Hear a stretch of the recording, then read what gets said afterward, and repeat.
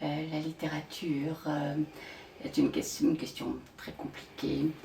Je dirais que c'est peut-être l'expression de votre humanité à travers des mots silencieux, les mots écrits.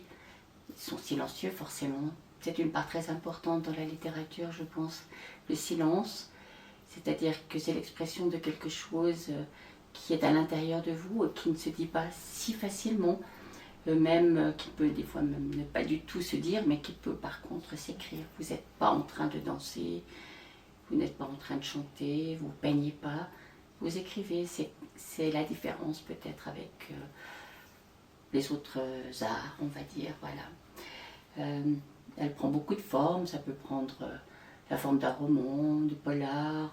L'important c'est surtout qu'il y ait une personne derrière. Derrière ce qui est écrit, en fait, c'est ce qui m'importe moi, c'est ce lien qu'il y a entre l'auteur et le lecteur. Ça me paraît très très important. C'est aussi une manière de mettre son énigme, l'énigme qu'on a en nous-mêmes, un peu à disposition des gens.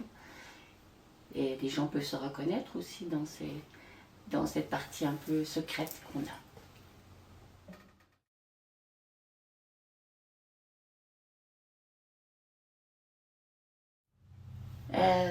J'écris moi des polars, j'ai écrit des polars, j'écris des récits, romans, j'écris aussi de la poésie. Ce sont trois manières très différentes d'aborder les choses. Le polar, j'en fais plus beaucoup. Le récit roman, pour moi, il contient surtout l'envie de parler de la dualité qu'on a en soi-même, la dualité entre un auteur, entre celui qui écrit et celui qui vit. Parler aussi de la mémoire qui n'est pas le souvenir, mais qui est plutôt, je veux dire, le parfum du souvenir, hein, ce qui vous reste, l'odeur du souvenir, ce qui vous reste, ce qui vous a marqué, ce qui vous construit.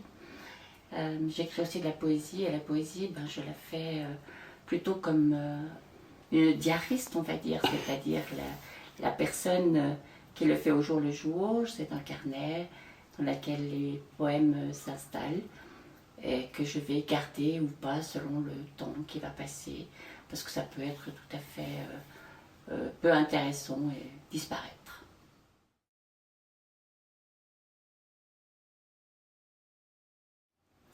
J'écris surtout pour l'inconnu.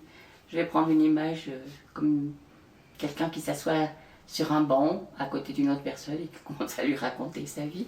On va dire que c'est un peu bizarre, mais oui, j'écris surtout pour ces gens que je ne connais pas et qui me donneraient envie de discuter avec eux, de parler, d'échanger, qui auraient envie de me connaître aussi. Donc voilà, c'est un peu pour ces personnes-là que je vais écrire, pour partager quelque chose de secret.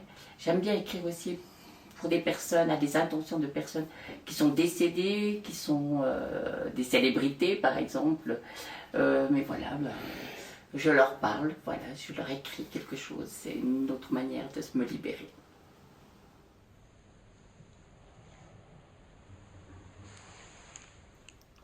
Alors j'ai choisi un extrait